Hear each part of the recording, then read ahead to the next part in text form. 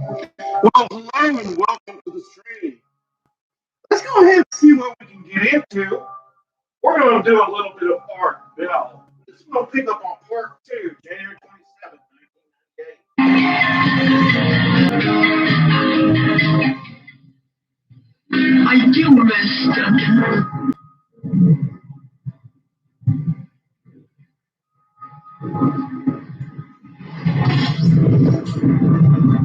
Coming up in a moment, Sean David Morton. And he is back by popular acclaim. It was, a week ago when the whole thing with the president began. I started getting facts after facts after facts saying, oh my God, Art, do you realize Sean David Morton predicted this as one of his major first of the year predictions? And I said, yes, indeed.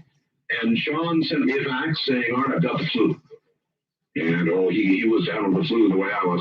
So he didn't get with us last week, but we've got him here tonight. And you've got to have a lot of respect for somebody who gets a hit like this. I mean, that was out of the blue. Nobody could have predicted that the president would be facing possibly a politically fatal scandal this year, early this year. But Sean hit it on the head. Sean David Morton has degrees in drama, political science, organic chemistry from the University of Southern California. He attended Stanford, a British International School in Cairo, Egypt, and has a doctorate in theology as well. In the summer of '76, he was part of a team that developed the original remote viewing protocols at the Stanford Research Institute. Then later he studied Tibetan Buddhism with the Dalai Lama at his school in India.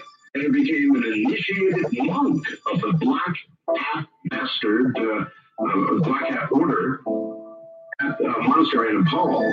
It was there that he mastered certain meditation techniques that allow him to journey into and visualize future events and tune into the frequency of our Earth. He has used this visionary technique with obvious great success in predicting very specific Earth changes and occurrences. So, great success in very few moments. Sean David Morton, who called what's occurring right now. Sean, welcome to the program. Oh, thank you so much, Art. And congratulations on the definitely the triple crown of you and Rush and Dr. Laura. Yeah, that's something. It's a very proud moment. Well, it's I guess just to prove to them is that there's not going to be a change in the programming. You're having a crazy guy like me back on the show. There'll be no change. These people are smart and they don't mess around with that which works. And that is their reputation. And this works. Albeit in a strange, kind of weird way. I understand my program is kind of weird. And I have it ironclad that weirdness will be allowed to continue. So, well, that's fantastic. Anyway, there's nothing weird about what you did. Look, I'm telling you, I was swamped with faxes and email and everybody saying, don't you realize Sean Morton called this? He said this would happen. Well, it's actually been a long time coming because the original predictions that I made regarding Clinton and his career, I actually made before he was even elected president in the manuscript that I wrote back in September of 1990. Actually, if it goes as far back as the spring of '92, quite specifically, I got up on the radio at a time when George Bush's approval rating was close to 80%. And nobody thought that anybody was going to beat him in the fall. And I said, George Bush is not going to be the president of the United States. A Democrat is going to be elected president. When I saw Clinton originally, he had I guess you call it sort of a dark glow around him, so to speak. And I remember pointing at the TV saying, "Oh my God, this guy's going to be president of the United States."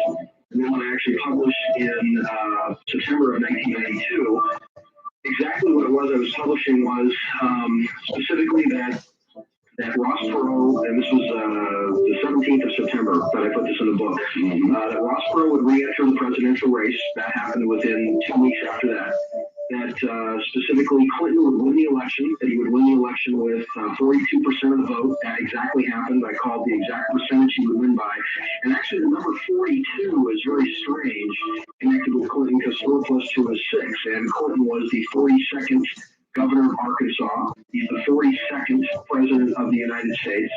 I think that his resignation, there will be something with his resignation or something with him being removed from office, I think, by this August, something about the 24th.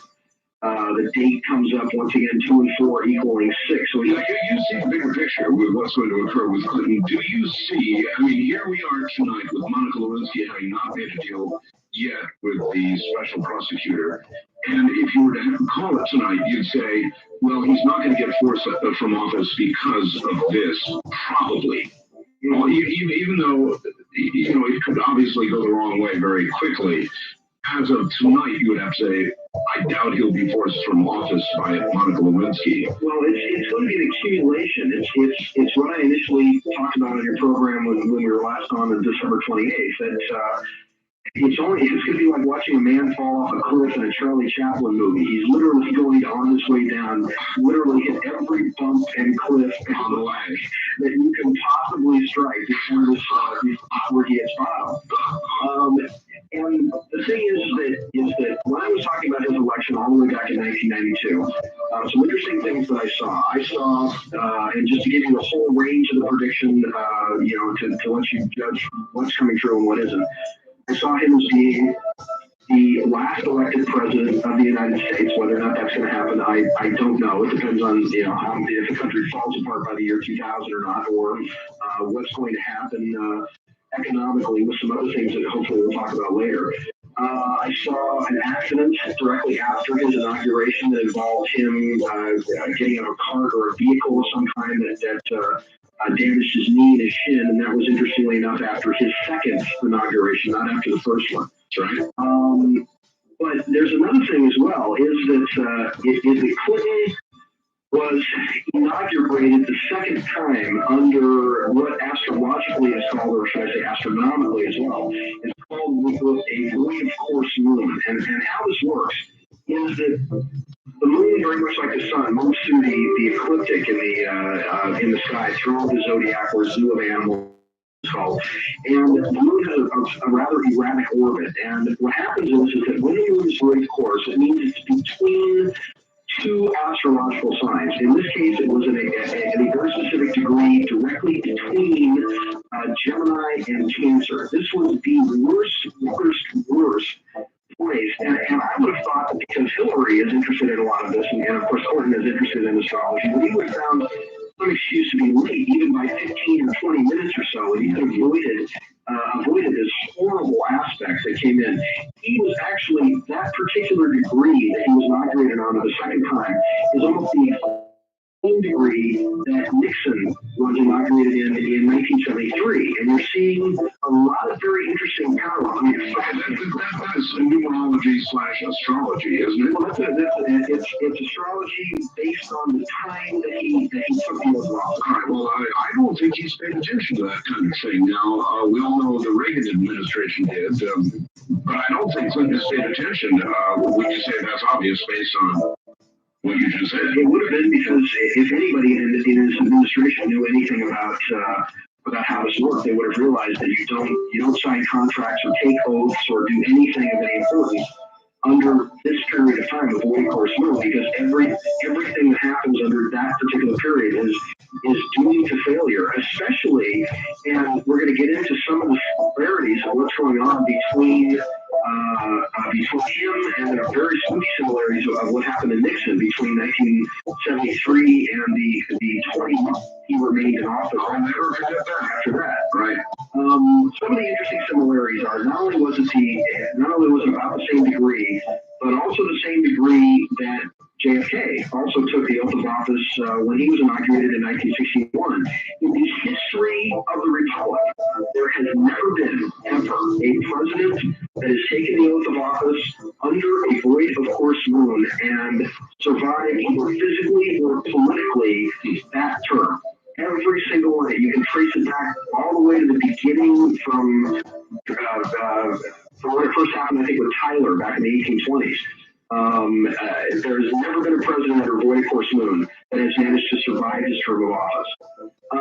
Now, here's the other strange thing as well, is that under this particular degree of void of course moon, you're looking at not only legal attacks against him, but a good possibility of terrorist attacks as well. So some sort of may I stop you for a second because I want to ask you again about void of course moon. I would assume that doing anything under void of course moon for anybody, not just the president, but anybody, would be a poor idea. Yes. So we should all then understand what void of course moon is. Okay. It's quite specifically, it means that the moon takes about 28, sometimes 29 days to actually go through the zodiac, and it is a period of time when the moon is actually sort of wobbling in its orbit. And what happens is that it wobbles in such a way that it's literally in between two signs. It doesn't really have a degree, and in this case, it was actually directly in between the signs of Gemini and Cancer, and that's particularly auspicious because astrologically speaking, the United States is actually a Cancer country, July 4th and all, with Gemini rising, which is why we're a country that is so obsessed and also so dynamic with communication.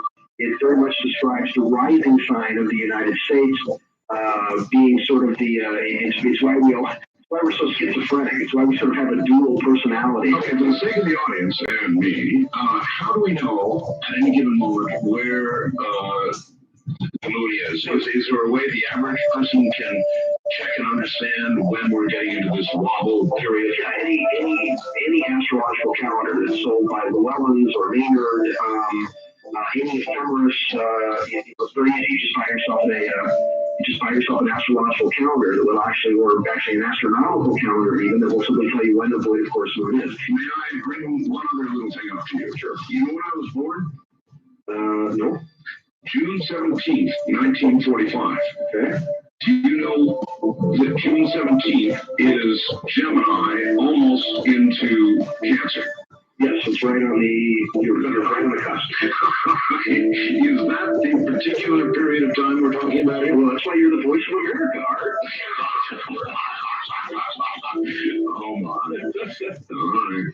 So that's the time we're talking about as far as the moon is concerned, as far as that particular degree with the moon. So don't sign contracts, don't enter into deals at that particular time. Or take an oath to become president of the United States at that particular time. Okay. And I guess Clinton didn't have any choice because you have to take the oath of office at exactly 12 noon on that particular Monday. And, if I was him, I would have put it off. Not a reason to be late. 20 minutes, even 20 minutes or so would have saved him this disaster. But it's going to be an accumulation of everything. It's not going to be Monica Lewinsky and Linda Tripp and Paula Jones. I think he might even, it's my belief, he'll probably beat the Paula Jones case. It's going to have more to do just the aspect of Clinton's chart astrologically is that everything that he touches that regards anything that has to do with foreigners or foreign powers or foreign countries is disaster for him, whether or not it's Bosnia or Iraq or Chinese money or that's what he's going to be investigated for, and that's what he's eventually going to go down for. But as I said, there is also the possibility of not only legal crucifixion for misbehavior or misdeeds in office, but a violent attack as well. I'm not certainly in no way, shape, or form condoning it or want him harmed in any way. I'm just saying that he needs to be very, very careful for the next few months, especially with the fact that we're about ready to go to war with the Iraqis in probably less than 10 days or so. Here's the interesting similarities between what's going on with Clinton and what happened with Nixon. The first thing, and this is the first thing that popped right out at me, is the exact degree that he took his oath of office for the second term was the exact degree that the moon was in when Nixon did it in 1973, right? Isn't it interesting that Monica Lewinsky lived inside the Watergate complex? Yes. That's the first thing that jumps out at you. It's true. The next thing that jumps out at you is Clinton, along with Nixon, is being hoisted by his own petard because of tapes that were made obscene or illicit conversations, those are phone sex conversations that Clinton was making. By the way, Sean, do you suppose it's occurred to the special prosecutor yet that they no doubt still do taping in the White House as they did when Richard Nixon was there? And I wonder if he's considering studying those tapes. Well, Richard Nixon started it so that he could actually make sure that his place in history would be secured. And well, it certainly is. Sean, hold on. We're at the bottom of the hour. This is... Well, you said it. President Nixon certainly assured his place in history with those tapes. Do you suppose they are still taping in the White House? Well, they must be. I thought it was a national security directive that was actually begun by Nixon to continue taping in the White House. However, it was very interesting because there was a book by Gary Aldrich that was, I think a lot of people should read, called Unlimited Access. And Gary Aldrich has been on the news, actually, was on quite some time today. And he was talking about the fact that the reason there's sort of this cloud of smarminess around the Clinton administration is because it was the Secret Service's job to keep 21-year-old interns like Monica Lewinsky away from the President of the United States, especially this President of the United States, that they ran security checks on people who had felony backgrounds, who had people who were incessant habitual drug users. The interns were running so crazy.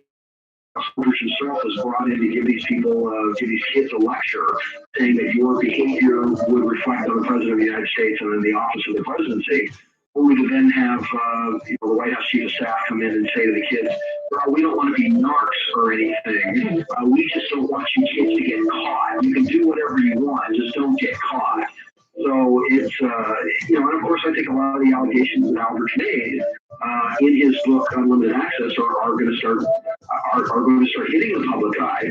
I mean, it's not over yet. Paula Jones and Monica are obviously, they're not the end of the string. I think that there's going to be as many as 4 women at the end of this that are going to be involved. Aldrich himself was saying in his book that Clinton was sneaking out of the White House, that he was going into as a matter of fact, he was talking about this today on the news, that he was going to a limousine, covering himself up with a blanket, and then having them drive him to the Marriott, where there was an underground parking lot where you could actually get out of the car, get in an elevator, and access the penthouse floors of the Marriott in Washington without being seen by the front desk. And he was having trysts with somebody Aldrich claimed was a Hollywood movie star, some Hollywood celebrity. So the leader of the free world was literally out of touch with every responsibility that he needs to be in touch with, obviously the nuclear trigger, for hours at a time when the Secret Service had no idea really where he was.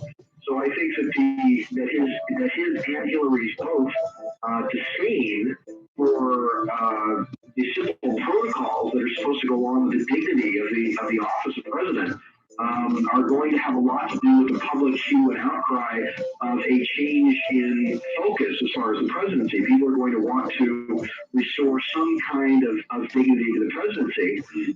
Along with this, I'm not sure if you've seen the interviews with Dick Morris.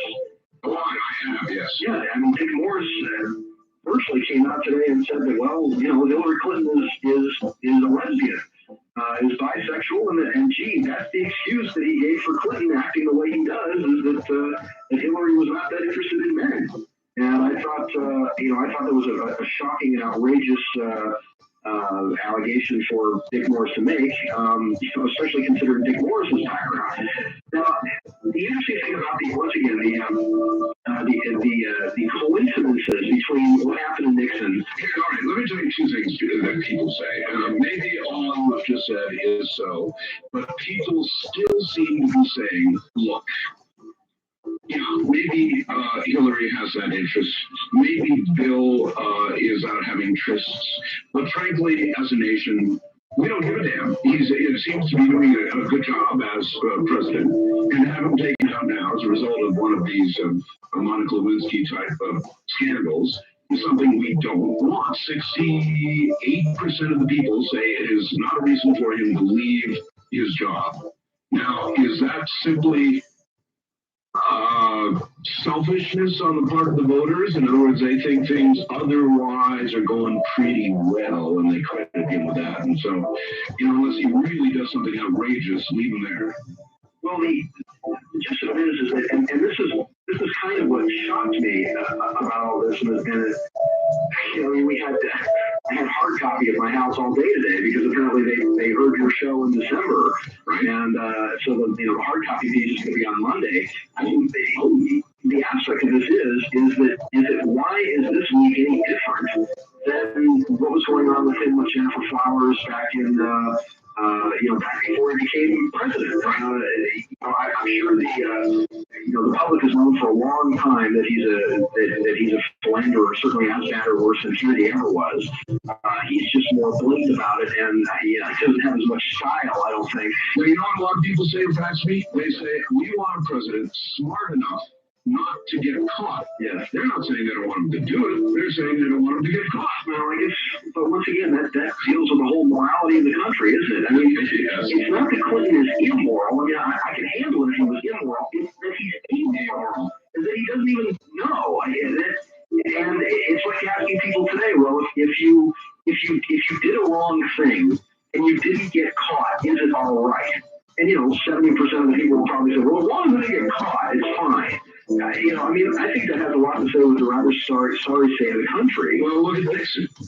Look at Nixon. Now, had he burned the tapes in the first place, we would never have been aware. He would have, to all the world, seemed a wonderful president who opened up China and did a lot of other good things and was a firm hand at the helm and all the rest of it. Would have been regarded very differently by history. Well, I remember too that it was not, and this came out in the Watergate trials and in the Watergate hearings, that it wasn't Nixon that ordered the bugging in the first place. It was Kissinger. It was just Nixon that was responsible for the cover-up and trying to save his friends for doing what Henry Kissinger told him to do. Yeah, it's interesting. I saw Henry Kissinger on TV the other day and commenting on this whole thing, and I couldn't believe it. I said, wow, look, Henry Kissinger. I didn't know he was still around. And isn't it interesting that you had Colby and G. Gordon Liddy in jail saying that, here we are rotting in jail while the guy that ordered the break-in is getting the Nobel Peace Prize. Isn't that rather ironic?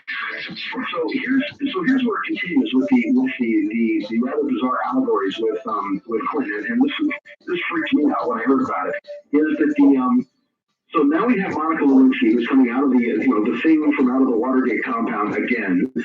We have the tapes originally of Nixon, and now we've got tapes of Clinton in which he'll be hoisted upon.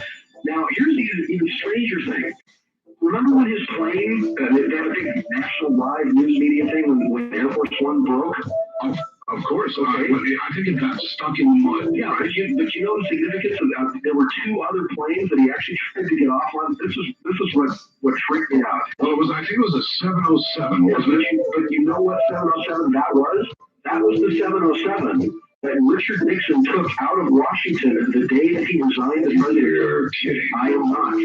And he had to then transfer a second time. That 707, if you can imagine this, that 707 got stuck or got laid up somewhere, and they had to transfer him to yet a third plane.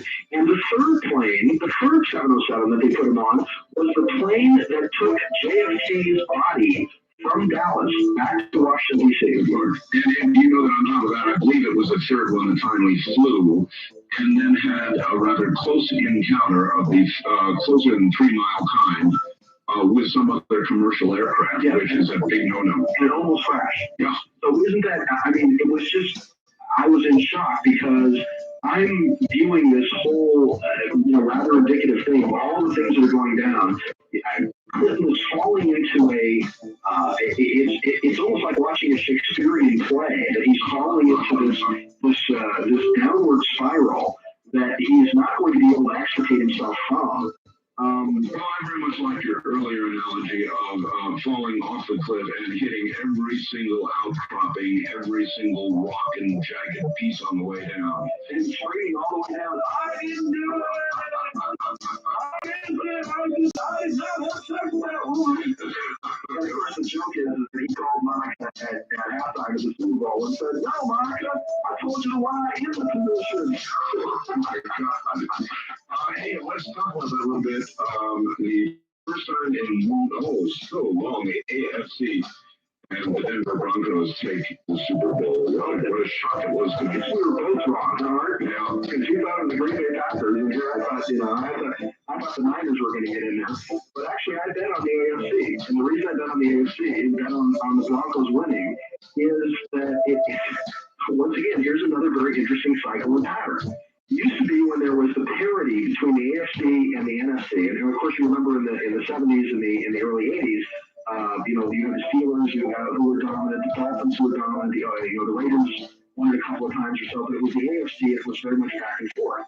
Now, the last time the AFC won was 1984, and that was actually just about when a lot of Reagan's programs started kicking in, when the interest rates started coming down, when the stock market began to steadily rise, right? And actually, for the last 13 years, we've had a very, very steady upward growth and expansion in the United States due to, for example, the invention of things like, the home computer, the fax machine, all of the electronic doodads that we have in our reality today, all began to hit the marketplace about 1984, which began to grow and expand the U.S. economy. Mm-hmm. And I think that this year, for the first time, as you're about to see by October, you're going to see an implosion of the economy, a beginning of a slowdown of the economy, and the old tradition is, and this is, I didn't make this up, this has been stage wisdom for a long time, that when the NFC or an NFC team wins the Super Bowl, that you have an economic upswing and an economic and stock market upsurge. When an AFC team, like the Denver Broncos, wins the Super Bowl, you have an economic downsurge and a stock market collapse and I guess you would call it downward spike in the economy for that year. And somewhere in the mix of all of that, the length of women's skirts.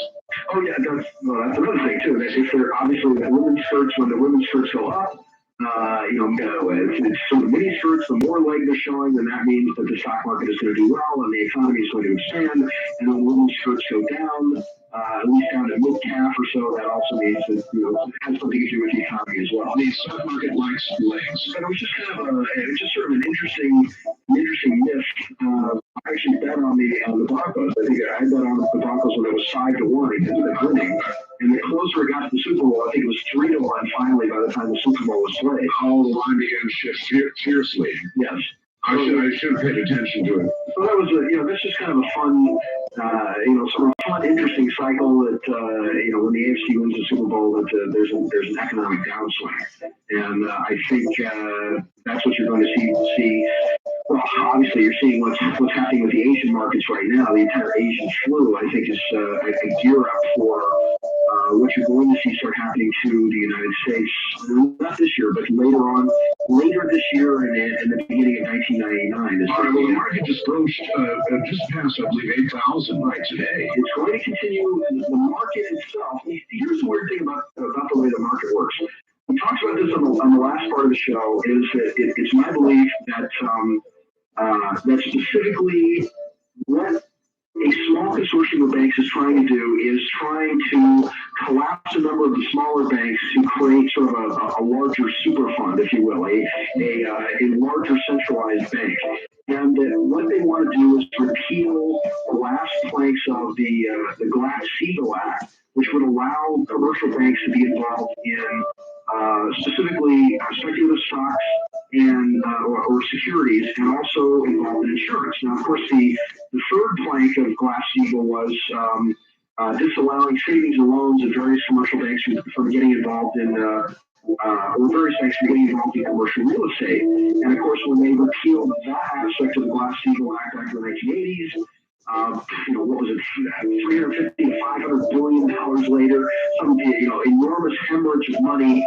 I think only 2 guys ever went to jail. It was the largest bank robbery in U.S. history. You're having that exact same cycle and pattern is now being repeated in Japan, where the Japanese Yakuza, organized crime in Japan, has now stolen close to $1 trillion, which is what's now forced the United States, Britain, and France to devalue Asian stocks and bonds, which is what is plummeting the various Asian currencies.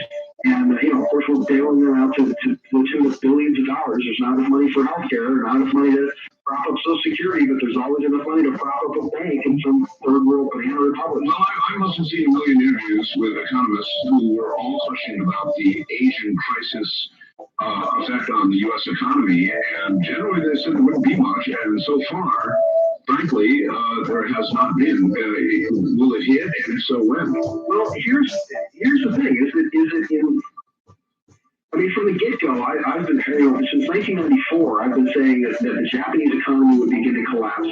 The biggest problem is that Japan holds a large number of U.S. bonds, and when they begin to cash it, they hold basically like a third of our debt. But the stock market is a very weird animal, and it's a strange animal in the fact that the worse the actual physical economy is doing, it seems as though the better the stock market does. It seems to be removed from the actual, the actual rank and file of what's happening to the American people. I still think, and I'll stand by this again, I believe that the stock market, and I was alone in my predictions for many years, that the stock market would hit 8,000. That would have hit 8,000, that you were going to have a serious profit taking, that you were going to start to see the Asian markets begin to collapse. This was several years ago that I was talking about this, but it's all coming to fruition now.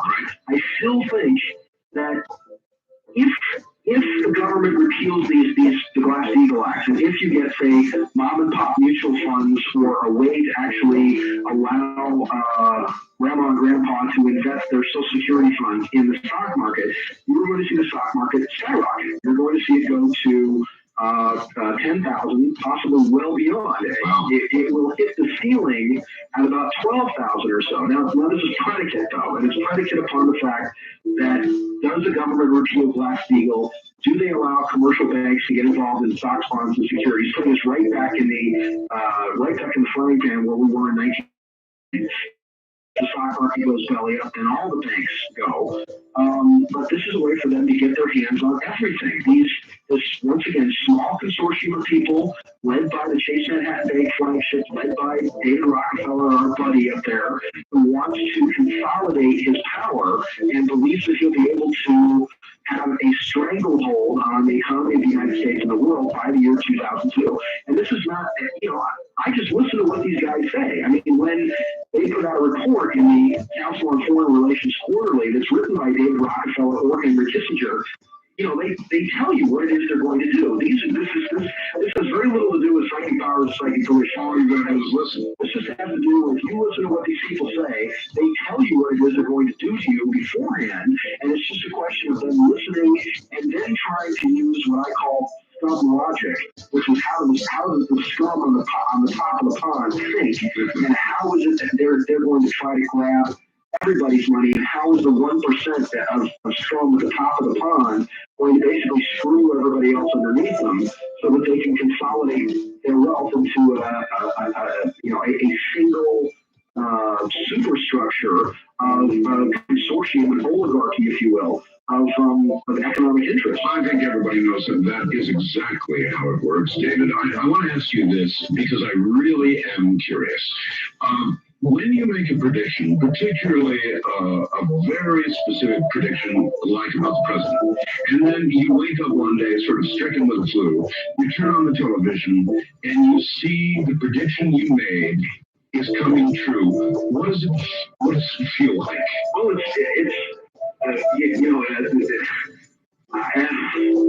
you sort of get giddy at first, and then you think, I mean, it's a little bit more interesting with the Clinton prediction. To give you another idea, when I predicted the Northridge quake, right, and I was in abject horror. I mean, I was climbing the walls.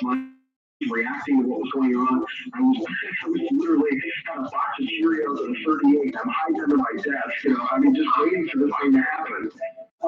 That when something like the Northridge quake happens, it's one of those things where you think, oh my God, isn't there something that I could have done? Is there some prayer, some meditation, some way that I could have warned people better? So in other words, you actually have a little bit of guilt associated with a hit like that. Well, of course, because if I believed that any of these predictions could not be changed by intelligent human action, prayer, and meditation, I might as well just give up, throw my brains out, or go. So in other words, the Northridge Quicksand is a little bit your fault. Well, no. Hold on, David. We'll be right back to you. This is Coast to Coast.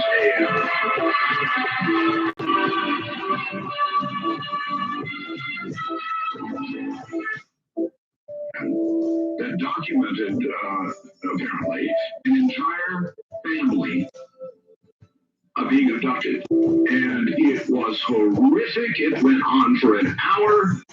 It was stunning, to say the very least. But was it real? That's the question. I had a million faxes about this. As a matter of fact, this is due to rerun. I've got the time someplace or another here. It's going to run again so you can see it. I had an opportunity to talk briefly with Sean about this incredible program, and let's find out what he thinks now. Sean, you saw that, I presume. Well, yes, it was on, and of course, I called you. I think it was the next day. That's right. Because I feel that you're very much the man of the hour as far as this goes, and your voice of reason in the field and a voice that's listened to. And I was just shocked. I mean, I was completely outraged by the whole thing. I called the president of UPN and yelled at him, that how dare he put this crap on the air when we're trying to get legitimate stuff on the program. Of course, I was one of the original team of creative producers for Strange Universe, for the pilot for Strange Universe. Yes. I've been a consultant for Unsolved Mysteries. I produced a segment for the opening show Sightings. I was involved with the Sci-Fi Channel. I mean, that's what I do is I write and produce for television and film. About 3 years ago, we got a hold of a videotape that was called the Alien Birthday Party. And on this videotape, it was 1 hour. The whole thing was one long, continuous shot of a family somewhere up in the woods where they're having a birthday party for a little girl. There's 3 brothers. One has his wife there. The other brother is documenting this whole thing for his film class. And then you have the mother, and you have a girlfriend of one of the other brothers. Something swoops over the house. These guys run out in the woods. They see alien creatures around around the UFO. Panic, run back to the house, and then a series of very frightening things occur where the aliens try to climb down the chimney and try to get in the window, and they eventually shoot one off the roof and manage to take the alien body inside. And I'd originally heard about the videotape because it was featured in Sedona magazine, the Sedona Journal of Emergence, and it was originally Tom Dongo who had actually written a piece of this video, and it had been released into the UFO community as being something that had been smuggled out of a police archive. At the very end of the videotape, the 2 brothers go out to get help. The brothers disappear. The girls go out and find a shotgun in the front. This is the alien birthday party. This is 3 years ago. They find a shotgun in the front seat of the car. Everybody freaks out. They run back in the house. The mother screams at the boy to put the camera down. He puts the camera down in the corner. They all go in the kitchen. You see a flash of light, and 3 aliens come in through the far door. And as they're turning the corner, supposedly to abduct and further terrorize the family, one of the aliens actually turns, looks at the camera, tilts his head, and the camera then fuzzes and goes to static and eventually shuts off. And supposedly this videotape was all that was left behind of this family that had been abducted. Well, we watched this thing over and over and over again. I mean, this was something we were passing around at parties, a way to scare the girls at the party, so to speak. And it turns out that this whole thing was, and this was something I actually turned over to the people at Encounters. But the whole thing was done as a student project by a guy named Dean Alioto, who did it with a budget of about $9,000 out of San Francisco State University. And, the whole thing was just sort of a farcical student project that was exceptionally well done. Sure. And they then did a piece on Encounters that talked about and it showed Dean Alioto. And the strange thing is they actually still had, after Dean Alioto said, well, it's a fake, and here's the little girls that we had playing the aliens, and here's the actors and the whole thing. They actually still had people on who were saying, no, we believe that this is real, and we believe that Dean Alioto's story is being made up by the military or something. Well, here's the outrageous part, is that then Dean must have taken this videotape to Dick Clark Productions and pitched it to them, and they gave him a budget to fake this same scenario with more money. And then put these bogus experts in the thing. That one guy was a bogus special effects expert. Another guy was a bogus child psychologist saying, "Oh well, the little girl seems very calm throughout this entire incident." Well, duh, because she's an actress. They had a fake sheriff on there, and then interspersed with this, you have legitimate people who I know who have done some fabulous work in the field, like Daryl Sims, Dan Friedman, Yvonne Smith, and I'm watching this thing going, oh my God, this is Dean Alioto's hoax. How can these people be involved in this? And after I spoke to you, I called Dick Clark Productions. We tried to actually get Dick Clark himself to come on your show, and then got stonewalled by them. But the UPN, and not only are they brazenly and bold-facedly putting this lion pile of junk on the air, but they've got a website. Do you believe the alien abduction is real? That's right. Press yes or no. Yeah. They've got a 900 number that you can call that they're making money off of. Do you believe yes or no? They're going to rerun it, and No. Having said all that, on their side, at the end of the program, right, they were in credits, and by God, there were actors. It said Alien 1, Alien 2, played by so-and-so. Yep. So anybody who was really halfway on top of it would have been very well aware that it was an acted event. Right, but it was not presented to the public that way in the previews. Well, as a matter of fact, they said during the program conclusively that this is real 8mm footage. Yes. Over and over and over. Over and over and over again. And they said, here's our special effects expert. And at the same time, they then, and I had a conversation with Daryl Sims. I called Daryl and said, did you see the video? Why are you involved in this? And I said, don't you realize that your credibility is probably just getting blown out of the water, because Daryl's one of the best people around as far as not only the working with abductees, the abduction scenario, but also working with people like Dr. Leo Sprinkle to actually remove implants from people. Sure. I actually it was kind of a shock for me to see Stanton on there, because I didn't. Well, I covered that base. I picked up the phone, called Stanton, and I said, Stanton, oh my God, what have you done? What's going on here? He said, you know what? I haven't even seen the program. He said, they brought me down there and they had me comment on abduction, which I did. Right. And then they took that and they interspersed my comments where they seemed relevant throughout the program. So I guess what they did was legit, but not really ethical. And Stanton says he's taken all kinds of hits and heat over this whole thing. They're attacking him like crazy. Well, it's kind of odd, because I'd never seen. I understood that Stanton was a researcher of Roswell and the Bentwaters case and some other things. I didn't realize that. I've never seen Stanton ever do anything as far as interviewing abductees or contactees. Right. I always thought that he'd been more in the research field of coming up with government documents and all that. So it was kind of a shock for me to see Stanton commenting on abductees, because I didn't realize that was a field of his expertise. So what about Daryl? Had he seen the program, or did they? No, everybody was tricked, apparently.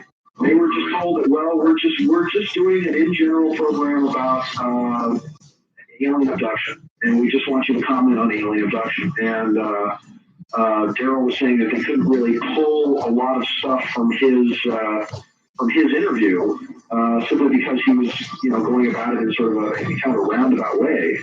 I know, Yvonne Smith has had a great deal of experience, probably as much as Bud Hopkins, I would think, in actually interviewing, abductees and contactees.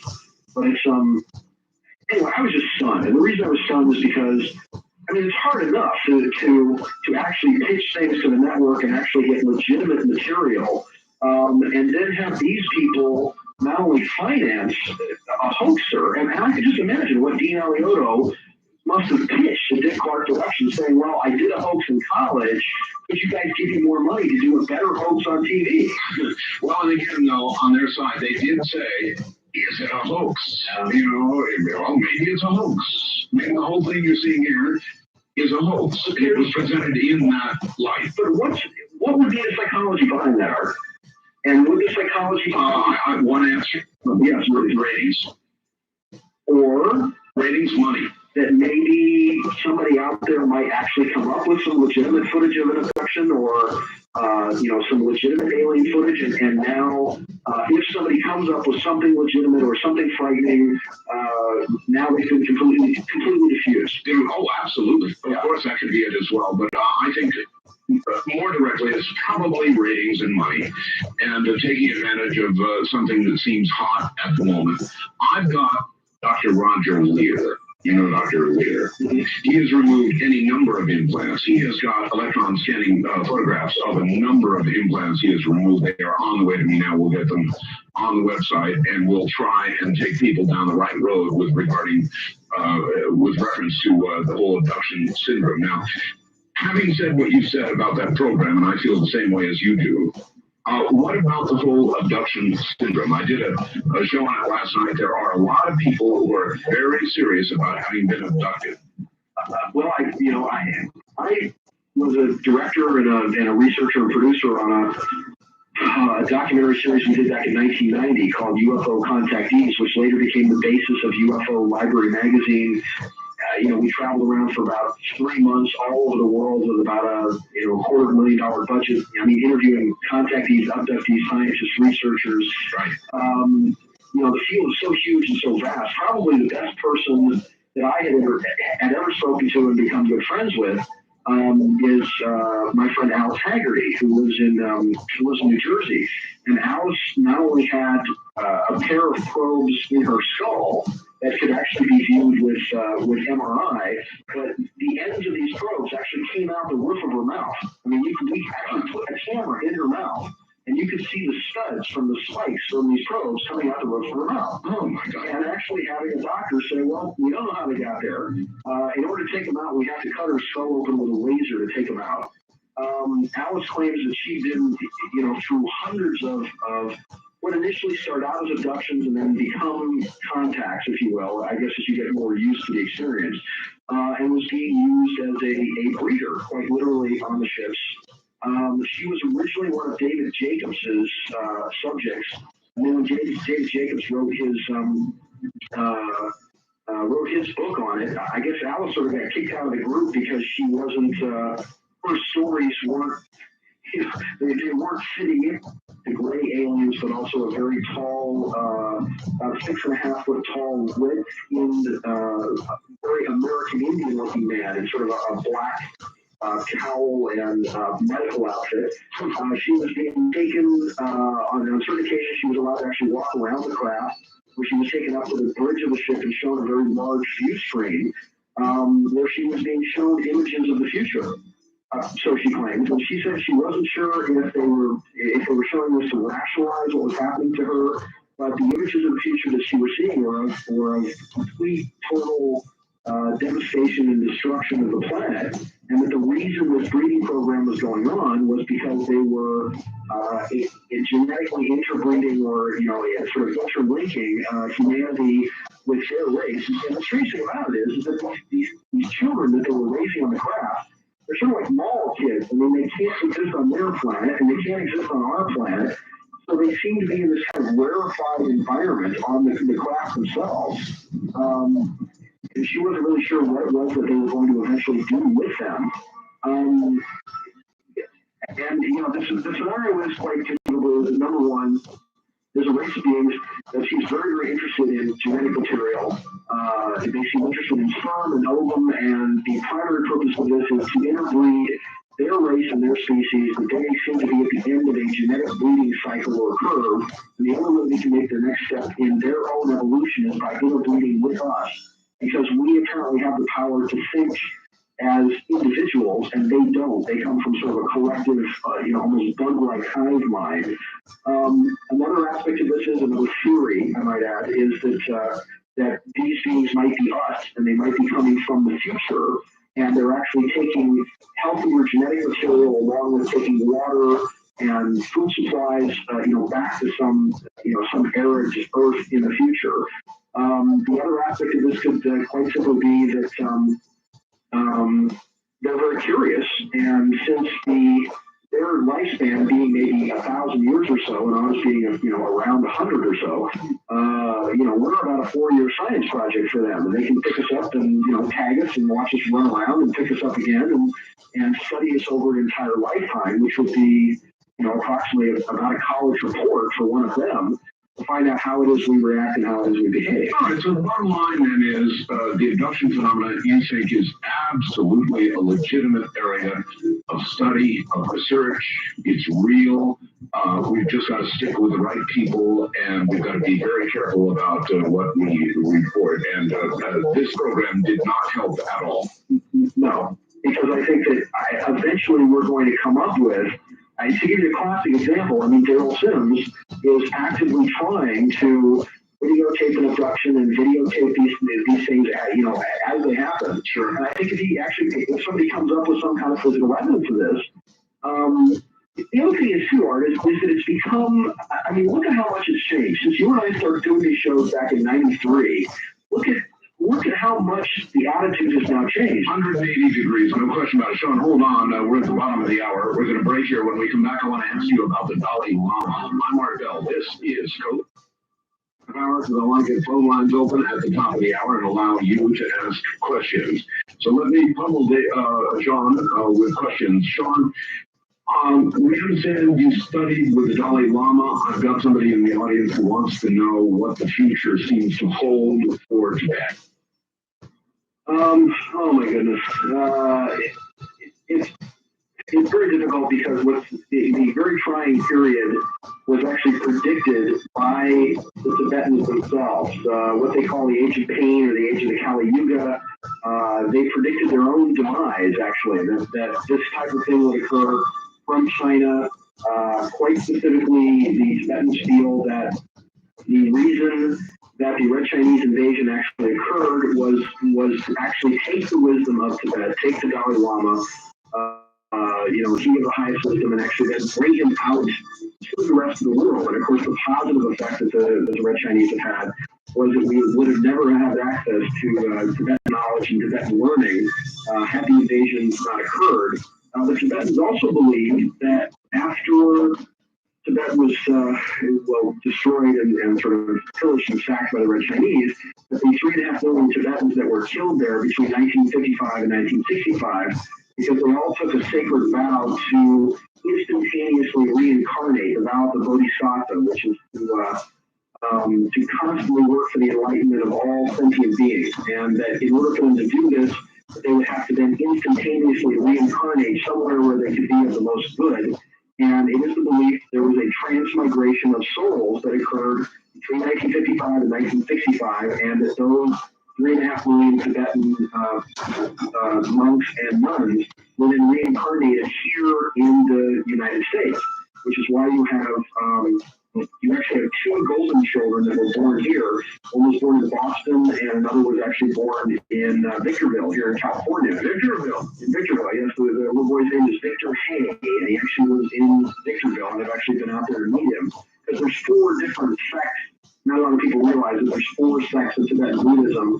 The largest one being the Guardian Church there, the Yellow Hat sect, which is what the Dalai Lama is the secular and spiritual leader of.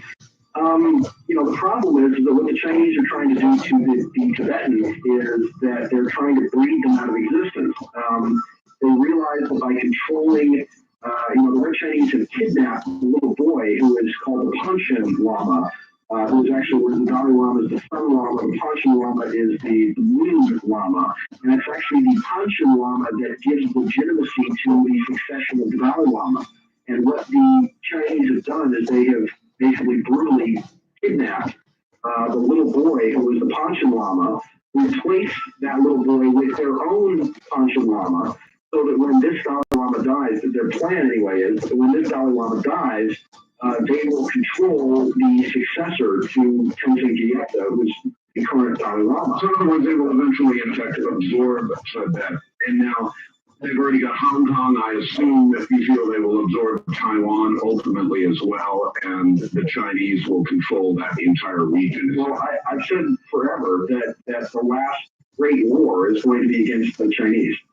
And it's going to be the United States and Canada and this sort of influence that the final great war, it's not going to come for another 20 years or so, but sometime around the year 2020 to 2025, the last great war is the United States versus China. I think when? In 2020 to 2025, it's another 20 years. But, that's why it's just so obscene that we're handing them weapons and nuclear arms and submarines and technology and giving them our databases and our patent databases. I think it's obscene that we're arming them as another enemy. Now that the Russians have collapsed, the military-industrial complex is trying to bring the Red Chinese back up to parity so that they can start the Cold War all over again. Because the Cold War is the best of all possible scenarios because you're spending billions, trillions of dollars on defense without actually having a war. Without their industrial complex depends on it. Yes. All right, moving along, the Millennium Crash. One night I put in the year 2000 into my computer. Yes. I did not reboot the computer, which everybody said would have been a tragic mistake. I just let it sit there and let the time hack go on my photograph that went up there to show everybody it could be done. But I'm being told now that this is a really serious problem, and that when the clock clicks and it becomes 2000, computers everywhere are going to go bonkers. What's going to happen? Well, it's not year 2000, actually. It's going to be for 37 states that actually have the older mainframe computers. It's actually going to be July 1 of 1999, which is when their fiscal year begins. And then it's going to be October 1st or 1001 99 for the federal government because that's when their fiscal year begins. Now, I did a newsletter on this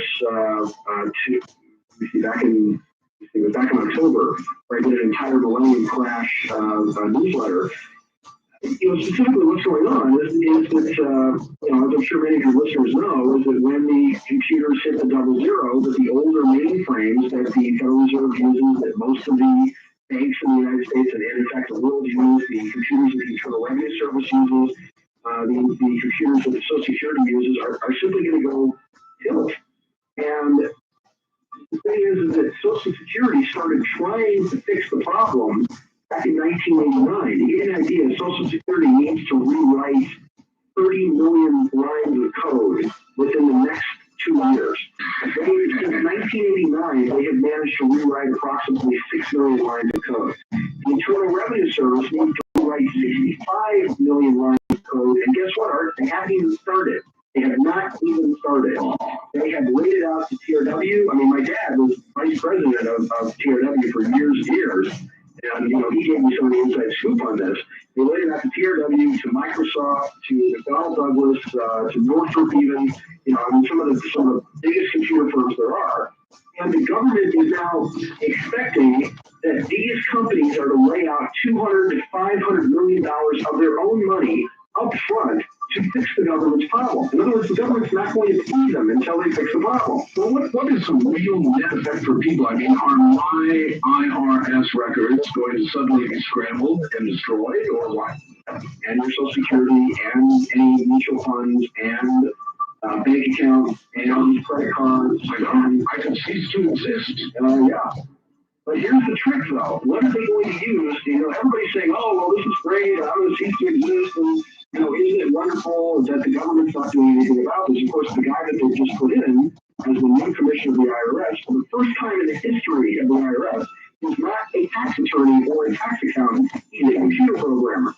All he's trying to do is actually keep the IRS working. And the reports that have been put out over the internet is that they just want to try to keep the Internal Revenue Service in business. Not even talking about collecting new taxes, but it's not only the fact that they have to rewrite the code, and there are not enough programmers now in the world that speak the COBOL code and speak all these various languages, but it's also that the tax code is not in one place. It's spread out through 10 regional offices, which means that they have to now get the malleable, constantly changing tax code all in one place to do this. The bottom line is, not only can they not fix it, they are not going to fix it, and they don't want to fix it, because it's my belief that what's going to happen is they are going to allow Social Security to go under, they're going to allow the IRS to go under, they're going to allow the Federal Reserve to go under, but what are they going to replace it with? And I think that they are going to replace it initially with smart cards. And the smart cards are going to have the computer chips in them. This is where they're going to bring in the supercomputers that have been developed at Area 51, and this is where it gets freaky. So in other words, those of us who want to continue to exist will take the number. Yes. Well, this is where it gets even stranger, Art, is the computers that they have out at Area 51, the supercomputers, right, are called BEAST computers. And the reason that they're called BEAST computers is because it stands for Battle Engagement Area Simulation and Tracking. And the battle engagement, area simulation, and tracking computers are space-based, and what they do is that they are designed to track troops on the ground. So that they put the chip in your buttocks, or usually, actually, they put it in the back of your hand or your forehead. The reason the chip goes there is because the galvanic responses of the skin, your body changes temperature more frequently in those two areas, the back of the hand and the forehead. Right? The body changes in temperature that actually power the chip. So what happens is that the chips are actually called MARCs, M-A-R-C-C, which is Multiple Automated Readout Computer Chip. This is what these things are called. They're also called tessera, and the tessera was a slave tag. It's where we get the word boss from, or to emboss someone into service. These tessera systems were used in the Roman Empire, that when you became a slave, you got your hair shaved off, they took away your shoes, and then you had to wear a tessera, or a tag, showing whose house you belong to, or whose slave you were, in essence, in order to be able to travel within the Roman Empire, run your errands on a day-to-day basis. So the tessera system that goes to the battle engagement area simulation tracking computers, that goes to the MARC chips specifically, were designed initially for the military, because they put these things usually behind the carotid artery for Black Berets or Navy SEALs or airborne rangers. And when you go into like Iraq for a wet operation, let's say you're wounded, they can track you with the chip to get you out. Once, let's say you're unconscious, they put a laser gun up to the side of your head, they hit it, they come up with all of your medical records so an evac doctor can treat you right away. It can be used as a communications device, or if you're captured and they want plausible deniability, it pops open and there's a corrosive acid in it that burns through the carotid artery, and then your head just floods with blood, and poof, you're done. You're disposable military hardware. So in other words, this great crisis that people have talked to me about for so long that will cause us all to willingly, in quotes, take the number, is no great mystery at all. As a matter of fact, we know about it right now. We know when it's going to occur, and we know the net effect of the crisis, and we're all going to take that number. Absolutely. And I think, well, not all of us, but I think that is where the battle lines are going to be drawn. And I think that, I mean, for example, this year is fascinating, because 1998, if you divide 1998 by the 3 of the Trinity, you come up with 666 for 1998. If you look at the time coding of the Great Pyramid at Giza, it talks about the central messianic figure, or Christ, and points to the exact location where he was born, as being born September 17th of 2 BC. So actually, the real millennium, as we know it, actually begins in September of 1998. Pyramid then says, if you understand the time coding, that by February of 1999 is when the kingdom of heaven comes to earth. And it's my belief that by that time, that's where the battle lines are going to be drawn, because I think the kingdom of heaven is actually a new type of political and economic system that is formed by people coming out of society and refusing to take this mark. And over and over and over again, biblically, it says you're not supposed to get tattoos, you're not supposed to defile your skin, you're not to take a mark or a number upon the skin. And I think a lot of people are finally going to realize that, that this is the thing that's being put into place. And I think it's going to start at first with the smart cards. Then there's going to be a major food crisis or banking crisis, where the smart cards are going to be stolen and they're going to be too valuable, and they're going to put the chip in your hand or on your forehead. And if you look in the book of Revelations, not to get biblical on you, no, that's all right, but it basically talks about the very first plague in the book of Revelations, of the vials that are actually broken open. The first plague comes to anyone who actually gets this chip or this mark. where they get a disease that looks very much like radiation poisoning. That something leaks in the power source system of this particular chip and makes your skin bubble in a sort of a horrible leprous manner, so that everybody that actually takes this chip after, and it gives a very specific period of time, and I think it's Revelation 15, of about between 8 and 18 months, that your skin begins to bubble, and everybody who takes the chip will be struck with this plague. Boy, are you on your mark this morning? Listen, so I'll hit you with this. I interviewed Zaya Wass for 2 hours. Oh, how is I? He's just fine. The director of Antiquities, of course, for Giza Pyramid for 6 months. Yeah, they're supposedly going to clean it or something. Do you see anything else there? I mean, I've never heard of this. Well, they were going to close it. I did hear that they were closing it between November of 1999 and February of 2000. I'd also heard something rather ominous, that there was apparently a very wealthy, very powerful group that actually rented the Giza Plateau, literally giving the Egyptian government a chunk of money. I haven't confirmed that. But it's pretty weird. I mean, I actually saw the hole that everybody is talking about. I'm very good friends with people on the Giza Plateau. I went to the British International School in Cairo when I was a kid. One of my best friends, his brother was a guard on the Giza Plateau for years and years and years. So I got a pretty good insight. I met with Zahi when I was there. We should be taking a boat trip with him very soon. Right? That's right. You're going to Alaska with him, aren't you? That's correct. For a grand date. With a whole bunch of other experts. I hope Zahi makes it back alive, actually. I hope I make it back alive. The only area or location that is of interest now is that there is sort of a diamond-shaped crack in the floor in the Sphinx Temple complex, not by the Sphinx, but actually to the right of the Sphinx's paw, down a couple hundred yards or so. There's a rock gate where I actually got access into this rock gate, and they just have a big rock on top of it, and you move this rock, and it's about the size of a manhole where you can actually go down into this. When I was there in December of '96, it had actually been flooded out. They'd had some flooding in Cairo, so you couldn't get down into it. But this was the area where Zahi Wass went down. You can go towards the pyramid about 100 yards or so, right. And there's a big sort of red block, like a stone door, and this is where Zahi made his famous videotape where he's standing in front of this stone block saying, "Oh, Indiana Jones would wish that he would be here." And, I have that, yeah, and that's the whole. And but that's it. I mean, the only other thing that I see happening in Cairo, once again, Edgar Casey predicted that by the end of 1998, that they would find the lost library of somewhere down there. Well, they're not going to do it without the Egyptian government. They're not going to do it. Nobody that I know of has been given a grant or permission to do anything really on the plateau. The only way to find out what's down there is to actually, under cover of, say, like a music video or doing something else, actually doing a sounding of the plateau. And we have the technology now, as well as Jim Delatoso developed it. We actually sound the plateau, run it through a supercomputer, and then data table it to find out exactly what's under there. And you wouldn't need the permission of the government to do that. You just basically play sound, around the outside of the plateau. It's certainly non-invasive. Well, you've got to wonder what they're going to be doing for a half year with nothing but private access. That's very strange. The only other thing I can think of is, and I've said this for quite some time, is that if the lost library of Atlantis is going to be found, then it's going to be an earthquake that's going to crack it open. It's the only thing I see happening. And if there's an earthquake in Cairo, and of course earthquake activity has increased over the last few years, it's a 500-year cycle now. The last great earthquake that destroyed much of the city of Cairo happened in, I think it was